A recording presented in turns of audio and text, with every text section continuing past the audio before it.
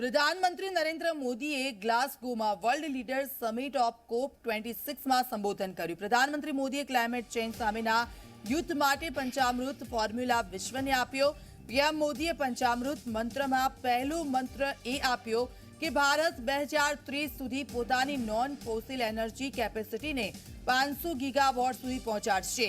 બીજા મંત્રમાં કહ્યું કે ભારત 2030 સુધી 50% ઉર્જાની જરૂરિયાત પુનઃપ્રાપ્ત ઉર્જા સ્ત્રોતથી પ્રાપ્ત કરશે। ત્રીજો મંત્ર એ આપ્યો કે ભારત 2030 સુધી કુલ પ્રોજેક્ટ કાર્બન એમિશન 1 બિલિયન ટનનો ઘટાડો કરશે। ચોથા મંત્રમાં કહ્યું કે ભારત પોતાની અર્થવ્યવસ્થાની કાર્બન ઇન્ટેન્સિટી 45% ઓછી કરશે। પાંચમો મંત્ર એ આપ્યો કે 2070 સુધી ભારત નેટ ઝીરોની લક્ષ્યાંક હાંસલ કરી લેશે। પ્રધાનમંત્રી મોદીએ કહ્યું કે વિશ્વને એડેપ્ટેશન પર ધ્યાન આપવું જોઈએ। જળવાયુ પરિવર્તન વિશેની ડિબેટમાં એડેપ્ટેશન જેટલું મહત્વ મળવું જોઈએ તેટલું જ મળ્યું નથી।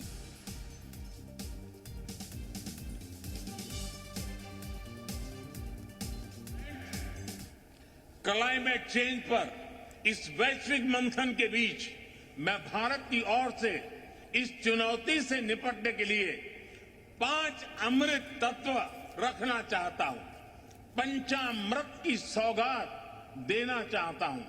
पहला, भारत 2030 तक अपनी नॉन फोसिल एनर्जी कैपेसिटी को 500 गीगावाट तक पहुंचाएगा। दूसरा, भारत 2030 तक अपनी 50% एनर्जी रिक्वायरमेंट रिन्यूएबल एनर्जी से पूरी करेगा। तीसरा, भारत अब से लेकर 2030 तक के कुल प्रोजेक्टेड कार्बन एमिशन में 1 बिलियन टन की कमी करेगा। चौथा, 2030 तक भारत अपनी अर्थव्यवस्था की कार्बन इंटेंसिटी को 45% से भी कम करेगा। और पांचवा, वर्ष 2070 तक भारत नेट जीरो का लक्ष्य हासिल करेगा।